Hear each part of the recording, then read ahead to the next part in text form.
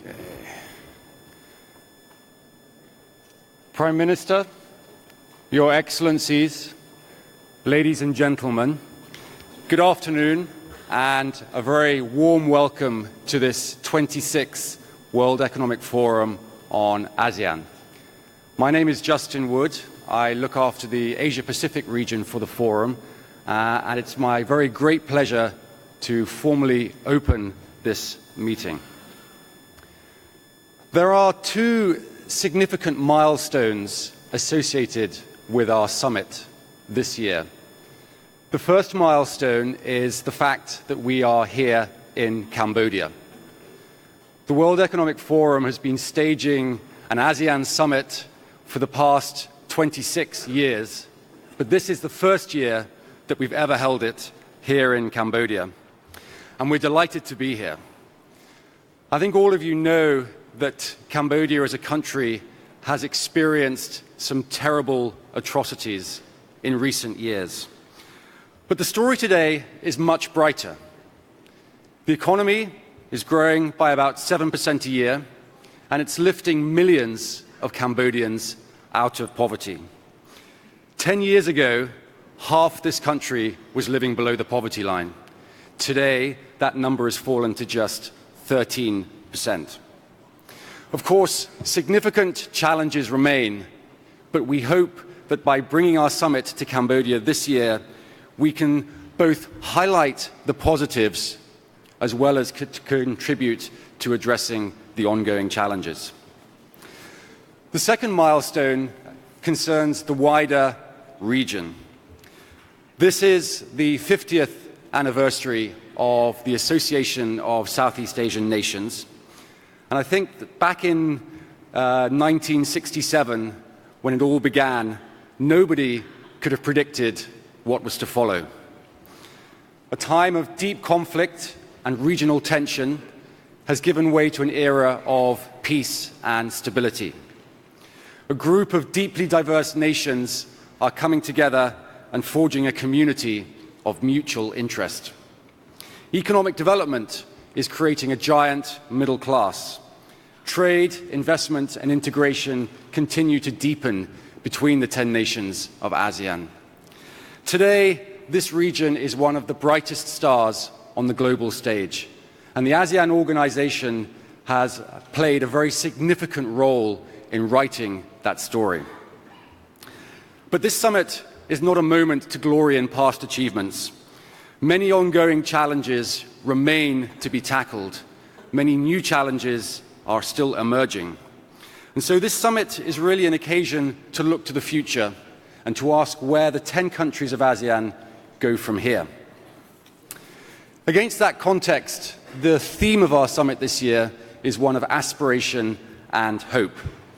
Our theme is youth, technology, and growth. From a youth perspective, the countries of ASEAN collectively have an extremely young population. And this young population should promise really a golden moment in the economic development story of the region. As the working age population grows in number, so it should boost spending, but also increase savings. And those savings in turn can be recycled into building infrastructure, power stations, cities, and so on. If the region gets its policy mix right, the young population should really deliver a very potent and muscular demographic dividend. The second part of our theme, technology, refers to the fourth industrial revolution. The number of people with internet access across ASEAN is increasing every day by 124,000 people. That's nearly 1 million extra internet users every week. And it's forecast to keep growing at that rate for the next 5 years. Over that period, over those 5 years, that's an extra 230 million internet users, on top of the 320 million who are already online. And as this digital technology takes hold, the fourth industrial revolution could bring huge benefits to the region, driving financial inclusion, boosting access to affordable healthcare, opening up new forms of education and creating new companies and new service sector jobs. In many ways, these two engines of future growth, youth and technology, really should feed off each other. Young people are much more open to embracing technology, and technology in turn makes it much easier to engage young people and to include them in the economic story. But nothing is guaranteed. Without the right policies today, the fourth industrial revolution could see jobs disappear. Automation is becoming ever cheaper, and a young and growing population without jobs is a formula for stagnation and social unrest. So these are the issues that we want to focus on during our summit. As ASEAN celebrates its 50th anniversary, how do government leaders and business leaders ensure that the demographic dividend and the digital dividend pay up as fully as possible? How does the region build the brightest future for its young people? Today and tomorrow, the 2 days of our summit, we have a very rich program to explore all of these issues. I'm sure the discussions will be fascinating and the ideas creative. I wish you all a very fruitful and highly productive summit. And let me now hand over to the host of this opening plenary, Dr. Philip Roesler, the Managing Director of the World Economic Forum. Philippe.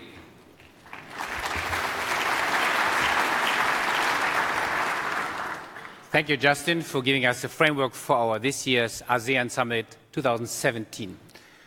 Honorable panelists, dear co-chairs, excellencies, ladies and gentlemen. Warm welcome from my end. My name is Philip, and I have now the honor to moderate our high-level panel with our 4 heads of state, heads of government out of the ASEAN community. And what Justin mentioned, so our headline for this session is ASEAN 50 years young, which will certainly contribute to our overall theme of this ASEAN Summit, which is youth, technology, and growth.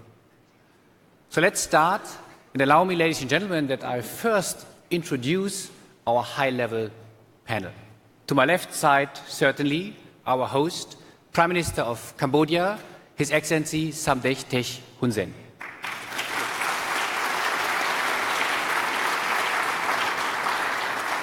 To his left side, the Prime Minister of Laos, His Excellency Thongloun Sisoulith. Excellency, a warm welcome. And also, to his left side, President of the Philippines, President Rodrigo Roa Duterte. Excellency, a warm welcome.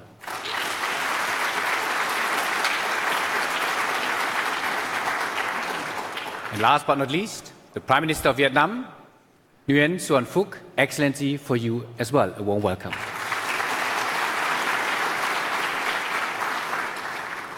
And Excellencies, allow me now to ask you to bring us your speech as a welcome and to open this summit officially on the lectern. Excellency, Prime Minister Hun Sen, the floor is yours.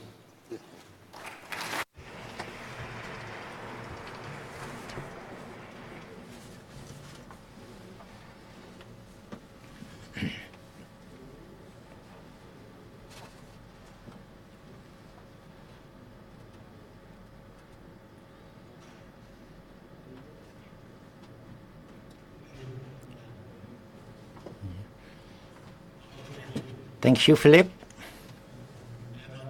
Excellent, the President of the Philippines and the Chairman of ASEAN, Excellency Prime Ministers of Laos PDR, Excellencies Prime Minister of Vietnam, Excellencies, Madam, ladies and gentlemen. Cambodia is extremely honored to be a host of this World Economic Forum on ASEAN under the theme Youth, Technologies and Growth, securing ASEAN's digital and demographic dividend.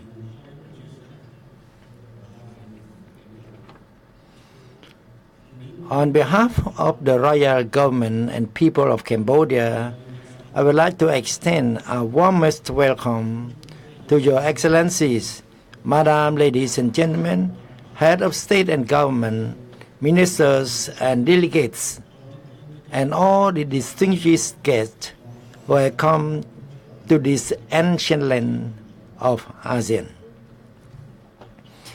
Indeed, this event is happening along the celebration of the 50th anniversaries of ASEAN establishment that provides an excellent platform for all national, regional, and international stakeholders to discuss and exchange views on emerging trends related to three important topics: ASEAN and changing global context, ASEAN economic connectivity, and ASEAN Jews dividend. These topics are the deciding factors of ASEAN future's development. I'm delighted to note that this forum has brought together so many policymakers, CEO of international corporations, businessmen, and Jews from all walks of life, both within and outside the region. This reflects great attention given to ASEAN as a whole, and particularly to Cambodia. Therefore, I believe that our discussion will be vigorous and realistic in providing policies choice and implementation measures and practical projects for the long-term interest of ASEAN. Excellencies, Madam, ladies and gentlemen, over the past 5 decades, ASEAN has undergone a complex transformation since its founding, from a region with 2 blocks wrecked by conflict, misery, and poverty, to a region of peace, stability, and development, and a closely integrated community under a shared vision of ASEAN community, characterized by the high economic growth and deep structural transformation. Moreover, ASEAN has been positively responding to the resolution of all issues, both at regional and global levels, particularly in contributing to peace, security, safety, and stability for all nations in both Asia and the world. All these are the contributing factors making ASEAN an indispensable strategic partner for all the region, all the countries, regional and international organizations across the globe. Undoubtedly, the newly changing global context in all aspects of recent geopolitical, geoeconomic, and political social development, such as the rising anti-globalization movement and protectionism, rising nationalism and populist policies, rising temperatures in conflict across some regions, combined with a prolonged economic slowdown, have generated many new challenges for our national and regional development.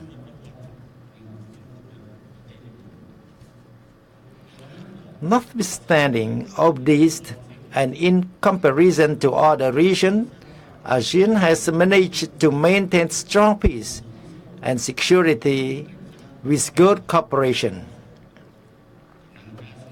While some other regional integration in the world is experiencing a setback, ASEAN is forging ahead with even stronger determination, its path for deeper integration in building ASEAN communities, which is based on 3 pillars: political security community, economic community, and social cultural community, and through greater collaboration in all areas with our major partners.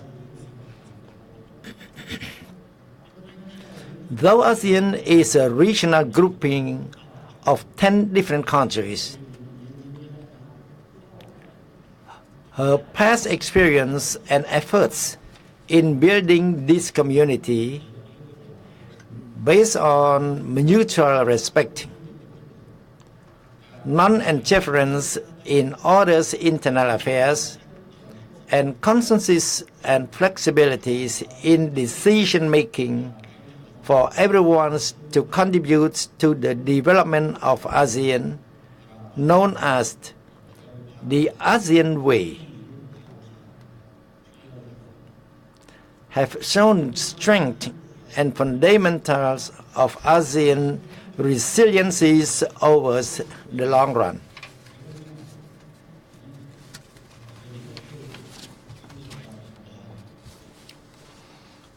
On these basics, we will be forging ahead together in carrying out tasks with unwavering commitment toward a unified goal of building ASEAN community with one identity, ASEAN unities in diversity. Excellencies, Madam, ladies and gentlemen, nowadays, ASEAN is the 3rd largest economy in Asia and the 7th in the world, with total GDPs of about $2.6 trillion in 2016. ASEAN has become one of the world's fastest growing investment destinations, accounting for 11% of total global foreign direct investment (FDI) inflow, as compared with just 5% in 2007.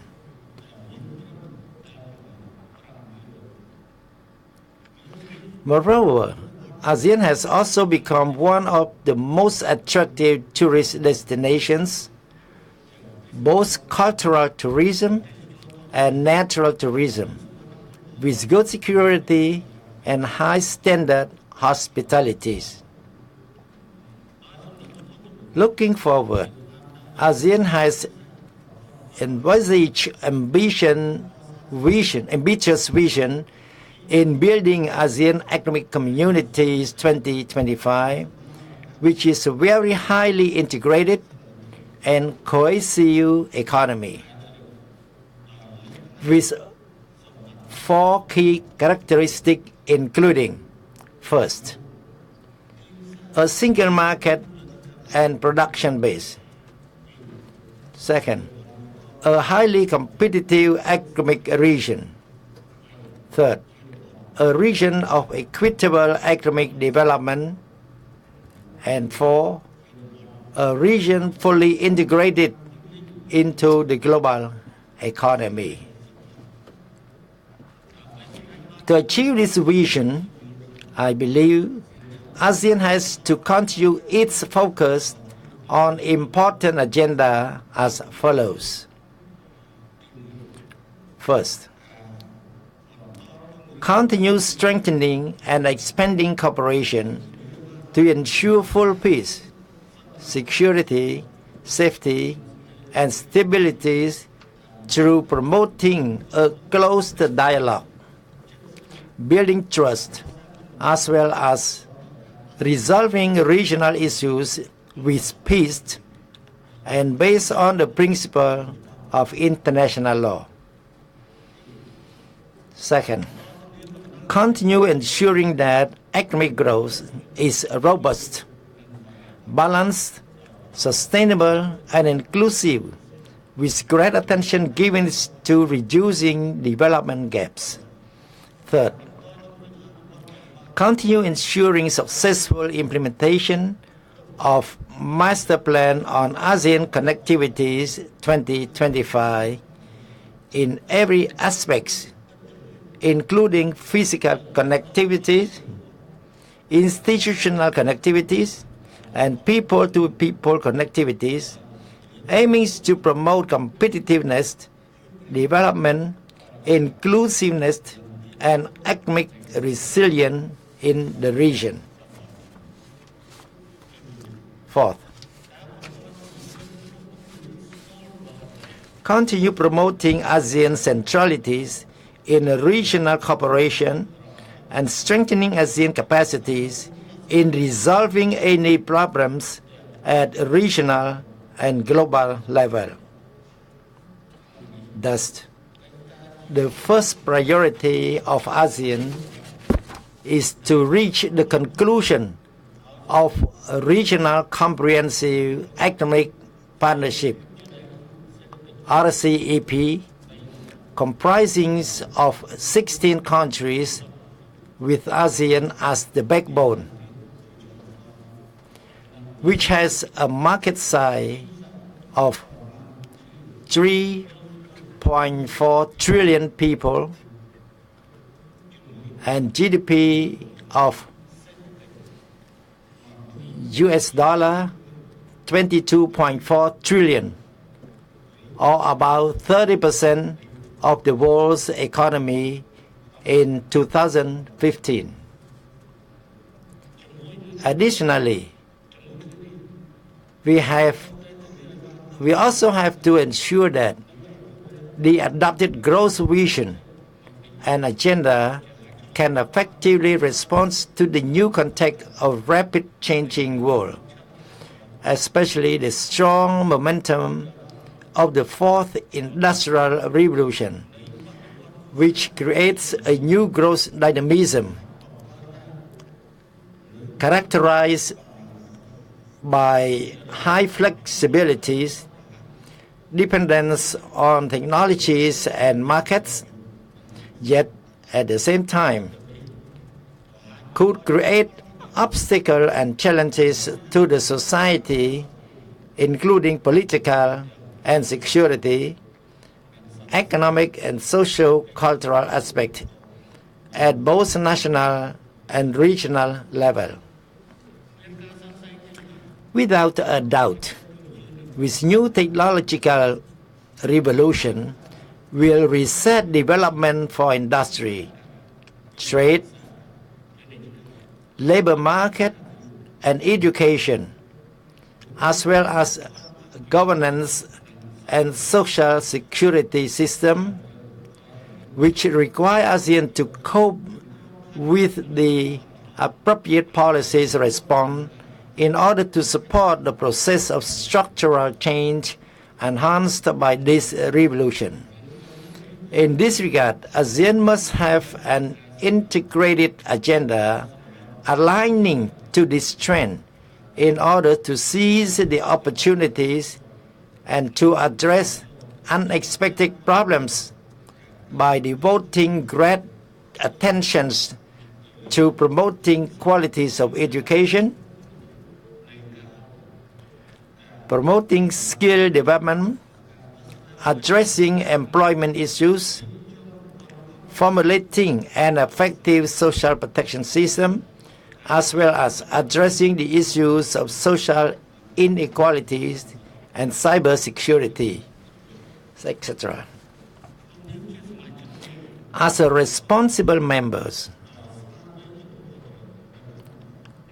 Cambodia is well prepared to work with all stakeholders to undertake tasks aiming to achieve the ASEAN Community's Vision 2025, forging ahead together for long-term peace, security, stabilities, and prosperities for all nations in the region.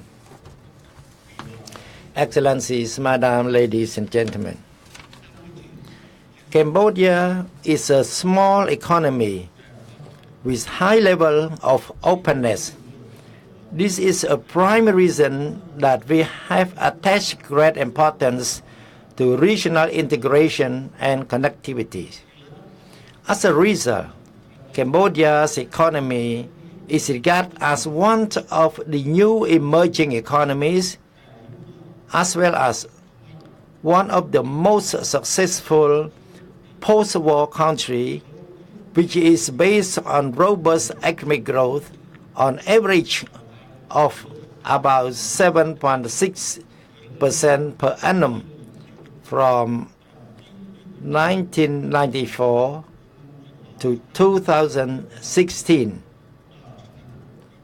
and has maintained macroeconomic stability, attained manageable inflation, well-managed public debt, achieved remarkable poverty reduction, as well as increased GDP per capita 4.5 times.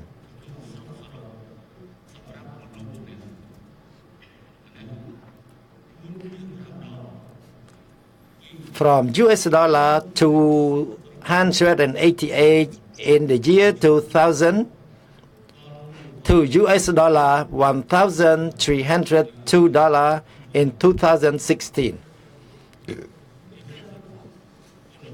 Indeed, trade has played a crucial role toward development of Cambodia's economy.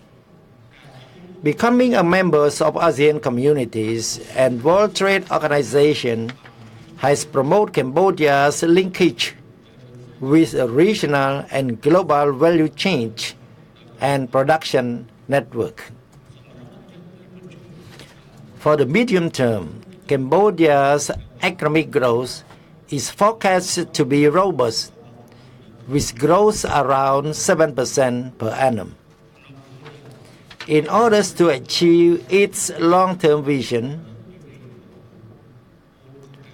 becoming upper middle income countries by 2030 and high income country by 2050, Cambodia will unwaveringly and actively continue implementing open domestic policies through devoting a greater deal of effort on linking and integrating of all sectors into regional and global economy,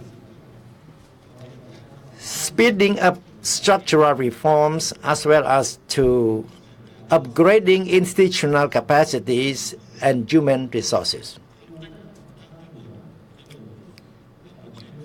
Moving forward, Cambodia is envisaging a trend of technologies advancement. Similar to other countries in the region, Cambodia is rapidly absorbing advanced technologies, particularly in new industry sectors and among youth. In 2016, mobile phone penetration was more than 125% of the total population, and internet penetration was 47%, while in 2008 mobile phone penetration was only 25%, and internet penetration was merely 0.13%. The new era of technologies is an opportunity for Cambodian youth to speed up development with greater momentum. In this context, the royal government of Cambodia has been paying great attention on youth and technologies development, especially through the reform of education system and training with great success on promoting skill development in science, technologies, engineering, and mathematics. as well as promoting entrepreneurship and soft skill for lifelong training. Moreover, industrial development policies 2015-2025 has reoriented our efforts and opened for private sector's engagement with an aim of supporting technology sector's development in Cambodia. In this spirit, I appeal to all business people to join hands with the Royal Government of Cambodia to create a favorable environment for nurturing and developing these potential sectors.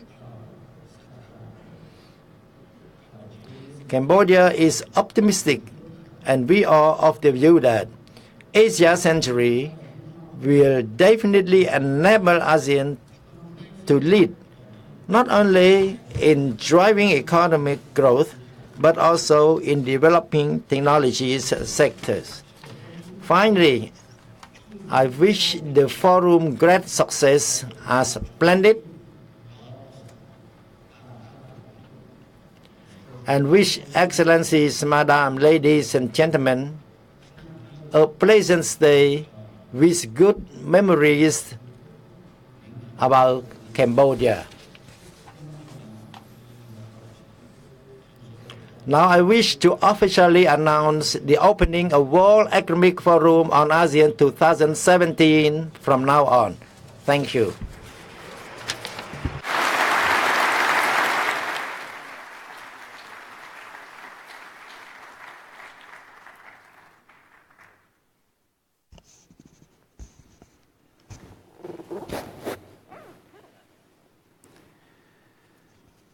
Thank you, Prime Minister Hun Sen, for opening our ASEAN summit. May I ask now the other heads of state, heads of government, to share with us your thoughts, your ideas in terms of the 50th anniversary of the ASEAN community. I would like to start with the Prime Minister of Laos, Thongloun Sisoulith. The floor is yours.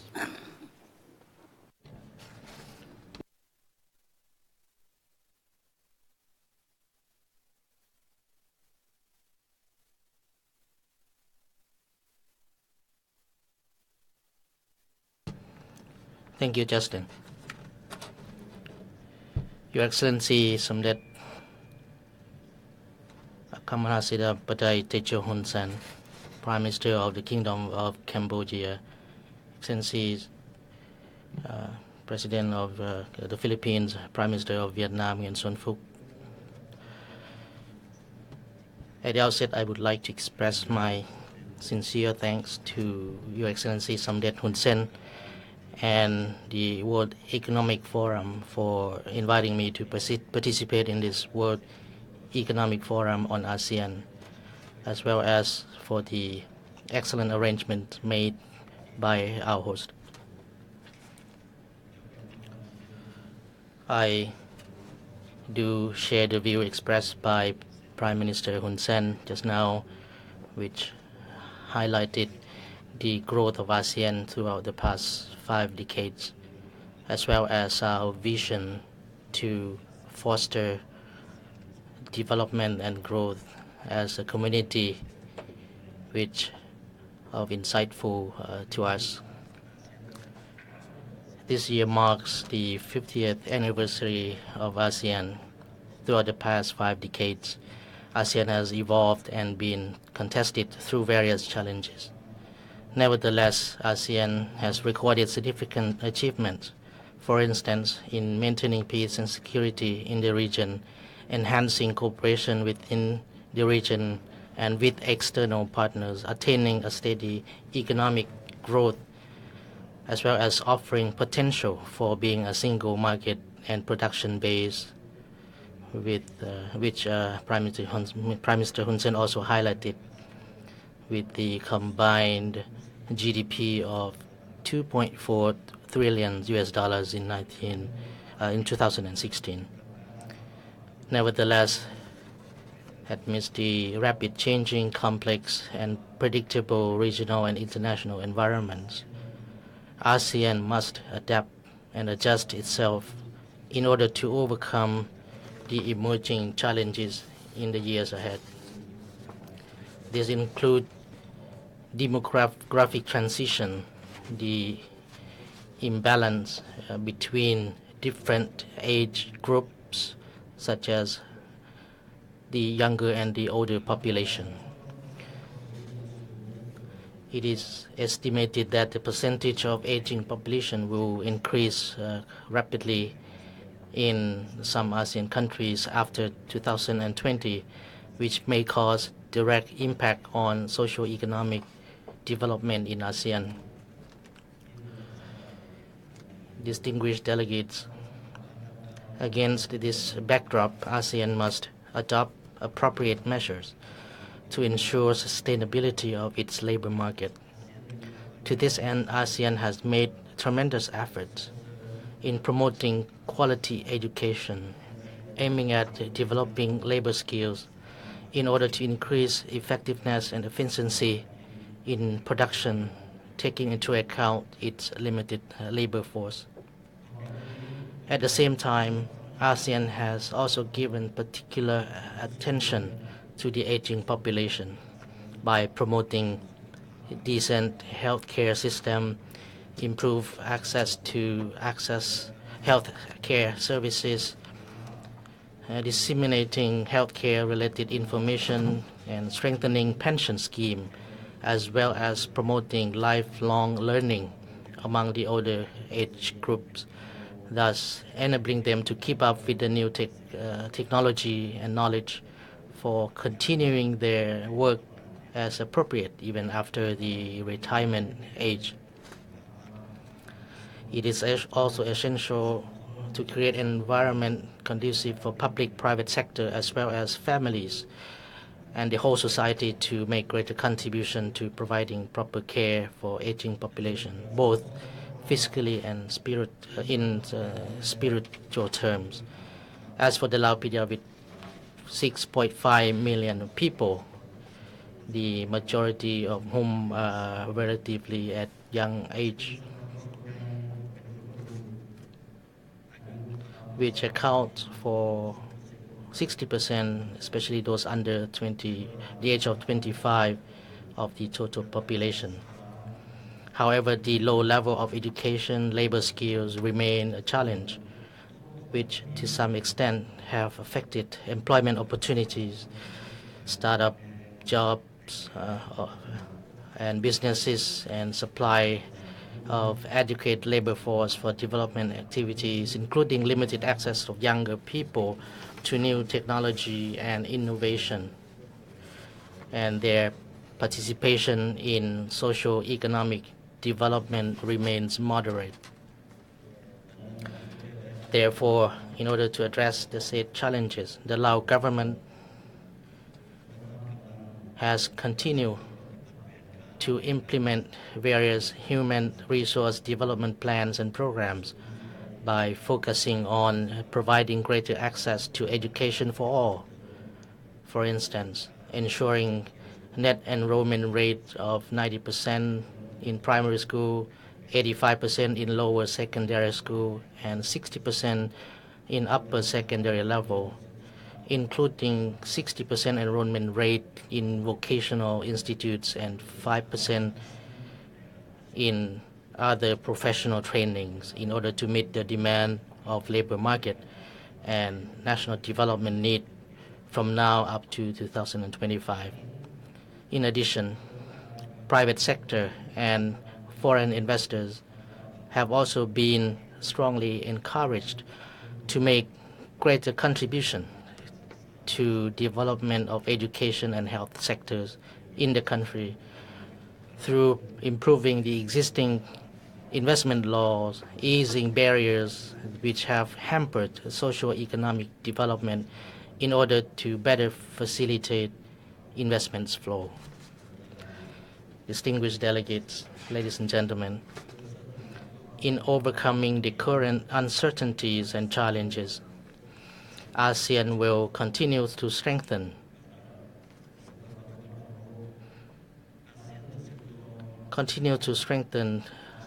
regional economic integration, as well as to engage with other regions of the world in accordance with the directions set out by ASEAN leaders aimed at ensuring a dynamic ASEAN economic community.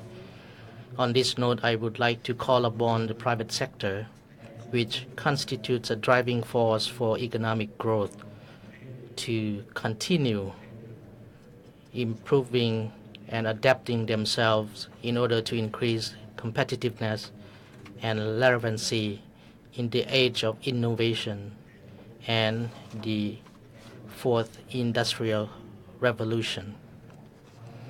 The public sector as well, on the other hand, must also chart out appropriate policies to promote the increasing role of the private sector. Thank you very much.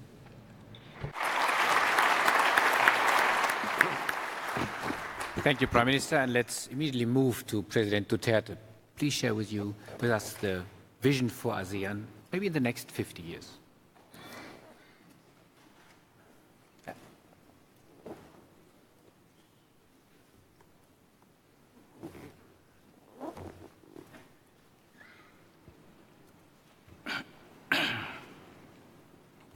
Your Excellencies, distinguished guests, ladies and gentlemen, good afternoon. I thank you and the World Economic Forum for this opportunity to address you. ASEAN has long been here on way since establishment 50 years ago. We have overcome initial difficulties to become a more united region of great promise and substantial progress. Guided by common values and shared aspirations, ASEAN is at the core of regionalism in Southeast Asia. Asia's 10 member states now stand firmly at the center of the future of the ASEAN Pacific region. ASEAN is becoming a significant global player. It plays a key role in promoting peace and stability in the region, and it is an emerging economic powerhouse. The region is now the world's 6th largest economy, the 3rd largest consumer base. It stands at the crossroads of global trade flows. ASEAN is home to more than 600 people, making it larger than European Union or North America. ASEAN has the 3rd largest labor force in the world.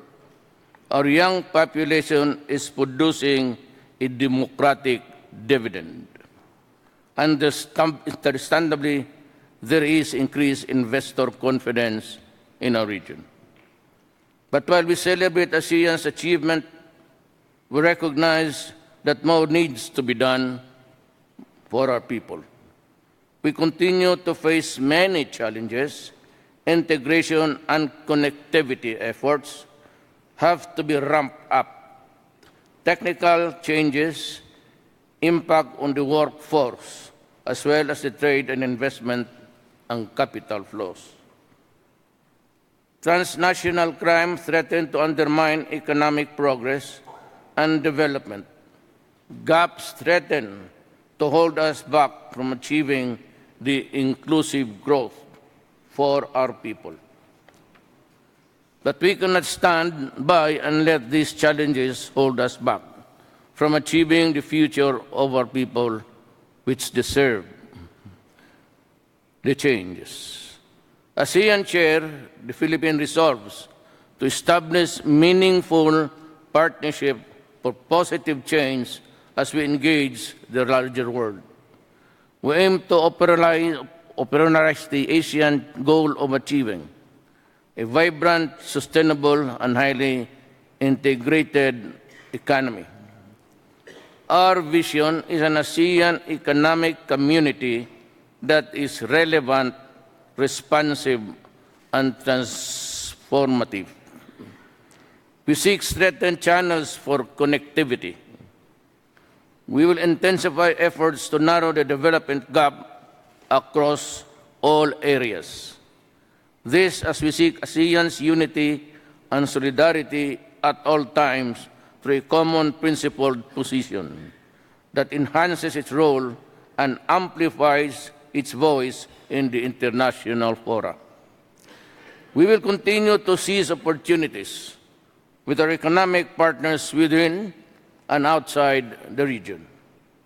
But make no mistake, in pursuit of integration, it is distinctively Asian way that will guide us.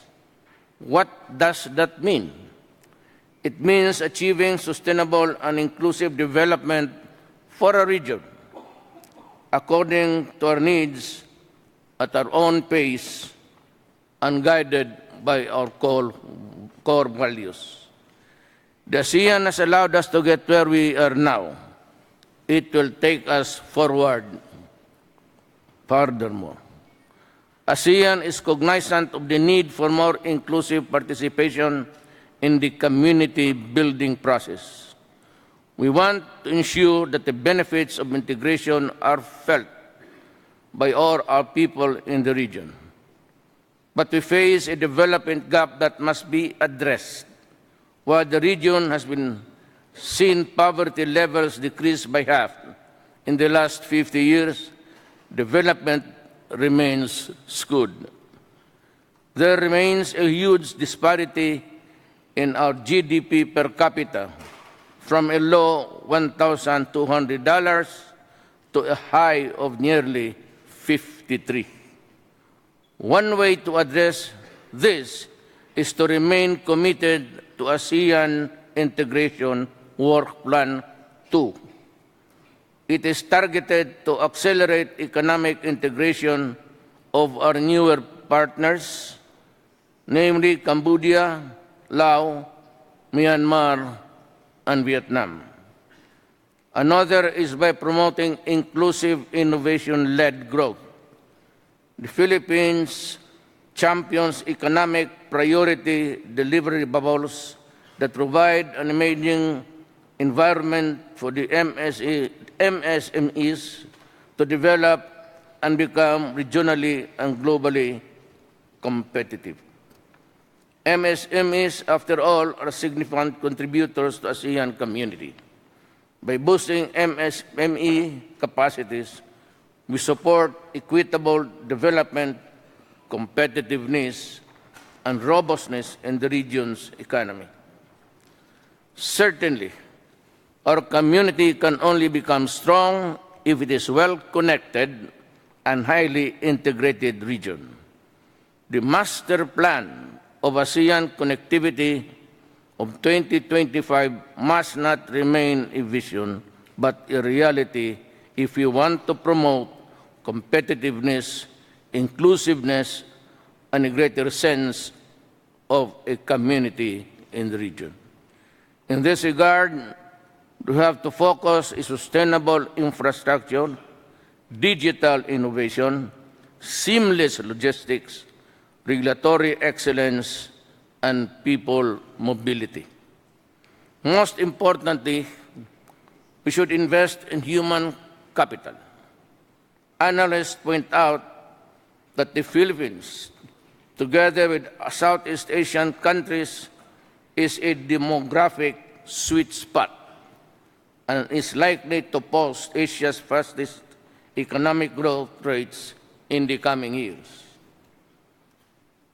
The youth is certainly a key sector that we must invest in.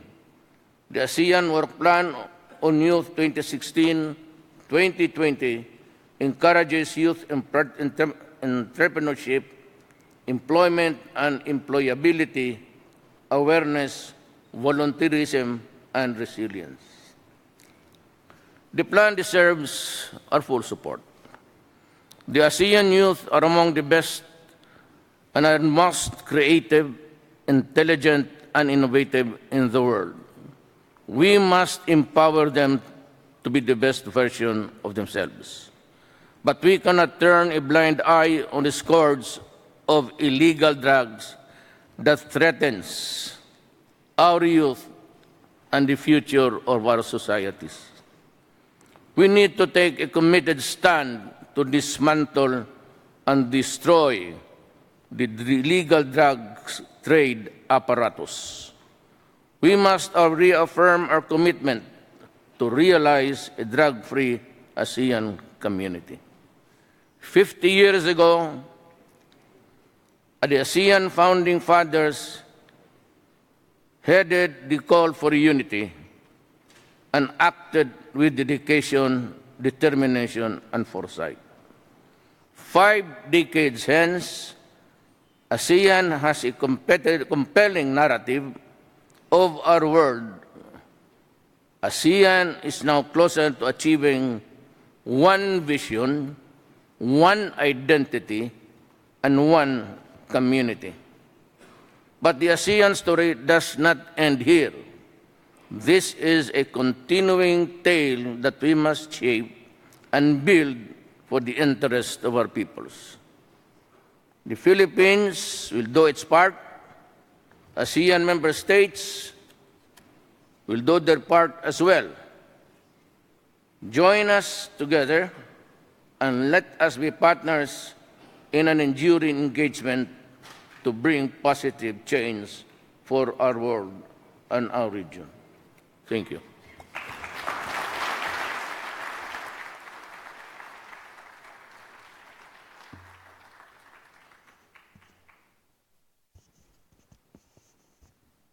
Thank you, President Duterte, as the President of the Philippines, but as well as this year's 2017 Chair of the ASEAN Community. Now allow me to ask Prime Minister Nguyen Xuan Phuc to share with us your ideas in terms of the 50th anniversary of the ASEAN Community.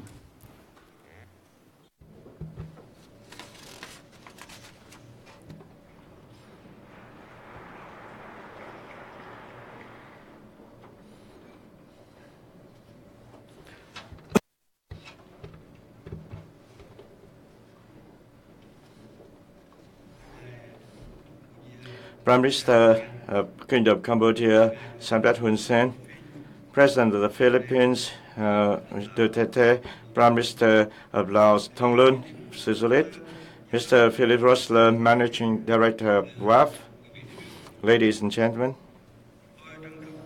I'd like to express my sincere thanks to Prime Minister Hun Sen and the government of Cambodia for the warm hospitality accorded to our delegation and excellent arrangements for the WEF on ASEAN by the host country and the World Economic Forum as we look back into 50 years of ASEAN development and move forward to the future.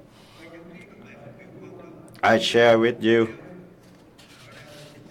all the points you have raised, and like to emphasize the following points. The third industrial revolution with the birth of Internet contributed significantly to the impressive economic growth of ASEAN over the past 5 decades.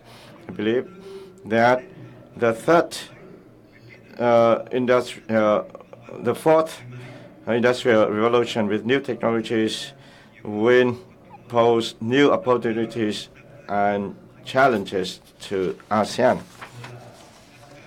First, ASEAN is part of the Asia-Pacific, the world's most dynamic growth region. I think that despite certain difficulties facing Asia-Pacific, the region remains an important growth agent of the world. According to World Bank 2015, ASEAN was the world's 6th largest economy and will be the 5th largest one by 2020.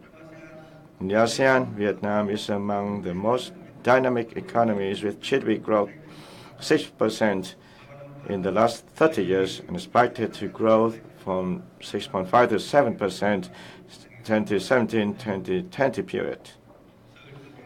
ASEAN's dynamic development is opening up opportunities for businesses and investors.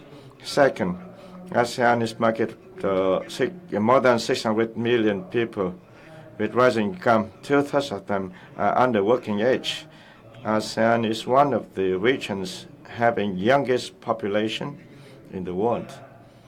And more importantly, the ASEAN people are hardworking, eager to learn and have desire to rise with strong startup spirit. This is really a big market for businesses, for companies to invest, do business, and implement innovative projects.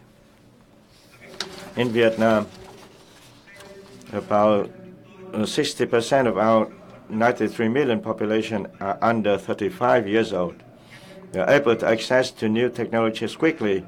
52% of population are internet users. 2015, Vietnam ranks top 10 in Asia Pacific and top 30 worldwide on software manufacturing. And we want to be the top 10 worldwide by 2020 in the terms of software and digital content industries with 1 million IT workers. This is an important advantage, and reality shows that major IT firms such as Fujitsu, Intel, IBM, Microsoft, GE, Samsung, Siemens, Alcatel, and others are expanding their businesses in Vietnam. Third, Vietnam is working with ASEAN members to establish a single market by 2025. Most barriers to trade, investment, skilled labor movement will be removed. At the same time, we have signed 12 FTAs, including high standard ones. And improvement 2016, the World Bank said that we have jumped 9 notches in terms of the efficient improvement. And we are the host of APEC 2017. We'd like to welcome you all to APEC events to promote economic connectivity, competitiveness, and innovation in the digital age. You are fully aware of challenges facing ASEAN, how to fully tap the potentials of the young workforce in the global context. To maintain its dynamic growth and competitiveness, we cannot rely solely on resources and young and unskilled labor. We need to generate new growth momentum coming from innovation, and besides reforming economic governance, ASEAN needs to equip its people, especially young workers, with necessary skills to master new technologies to meet new requirements for employment opportunities. With that, such as where ASEAN considers to establish a working group to make policy recommendations on education, vocational training, promotion of startup and innovation, establish a startup market, and encourage companies to invest in or buy out the startup of the ASEAN talents. As a dynamic member of ASEAN, Vietnam is striving towards sustainable development based on better growth quality and the opportunities provided by the fourth revolution to increase productivity, competitiveness, so that we can move up to that in the global value chain. Vietnam is committed to building enabling government for development through institutional reforms and favorable business environment for people, especially the youth. We will revitalize education, promote startup, innovation, dynamism of the country. Ladies and gentlemen, throughout its 50 years of development, ASEAN is proud to be a successful model of regional integration with an increasing connected ASEAN community that plays an increasingly important role in the region and the world. Such achievements must be treasured and shall be the basis for us to believe in a peaceful, stable, and prosperous future, people-oriented and rules-based ASEAN. We will do our best to work with ASEAN and its partners for this noble goal. Thank you very much for your attention.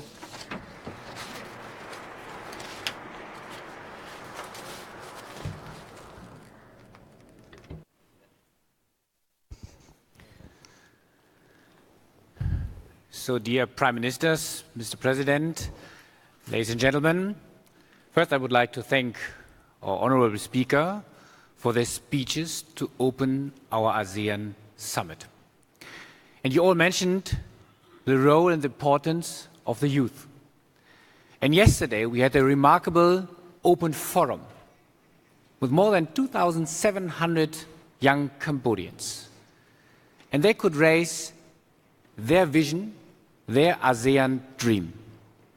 And it turns out that they wanted to have an ASEAN based on values: freedom, democracy, rule of law, human rights, fight against corruption, and certainly peace and stability.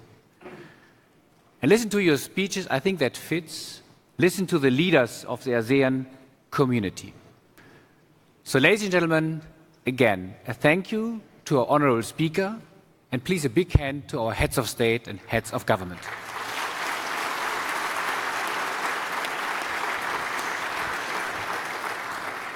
And one wish was the question of inclusion and inclusive growth.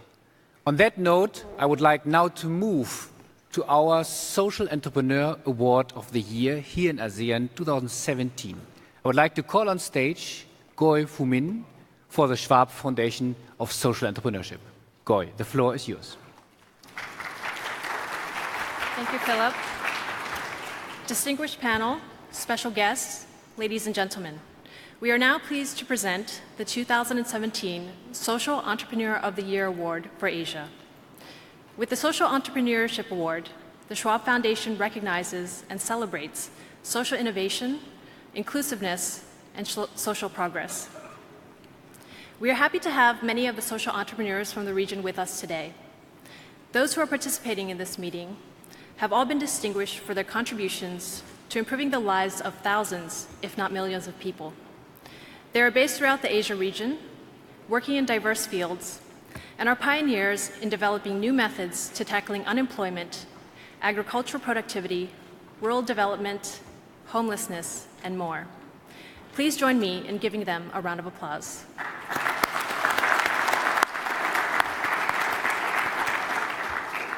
Today, we have the pleasure of recognizing two social entrepreneurs of the year from Asia, Gregory Dyer and Nga Trong of Medical Technology and Transfer Services.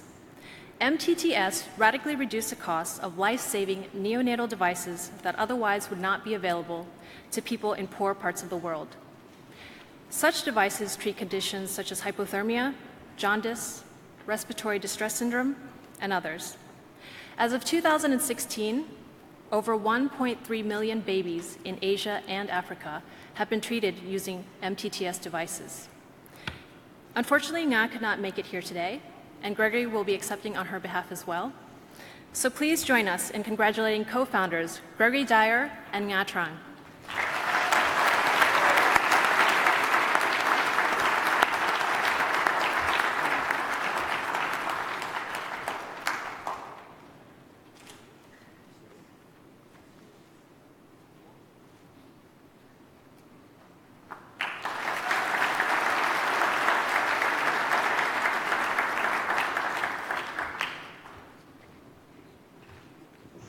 Thank you very much, and congratulations. Ladies and gentlemen, on that note, I would like to close our opening plenary. I wish you fruitful discussion and fruitful sessions. Thank you very much.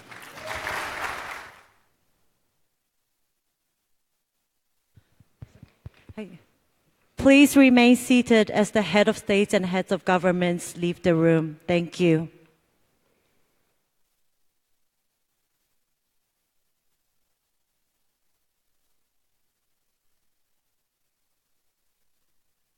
Please kindly remain seated as the head of states and head of governments leave the room. Thank you.